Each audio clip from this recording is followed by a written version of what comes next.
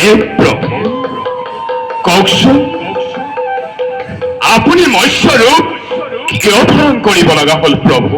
খোদাৰ এটা সত্যব্ৰত আজিকাল আজি ঠিক ৰাতিতে মহাপ্ৰলয় হ'ব প্ৰাৰম্ভ।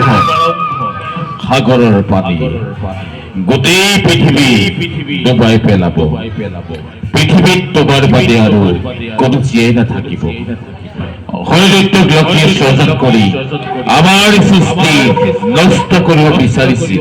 প্ৰভু সি ইতিমধ্যে চাৰিবেদ হৰণ কৰি আনিছে। প্ৰভু মহাপ্ৰলয়ৰ সময়ত সেই পানীত ডুব মাৰি থাকিব আৰু আমি তাকে মৎস্যৰূপে কৰিম সংহাৰ। প্ৰভু হে প্ৰভু পৃথিৱীত যদি চাৰিওফালে পানীয়ে পানী হৈ পৰে তেন্তে আমি জীয়াই থাকিম কেনেকৈ প্ৰভু?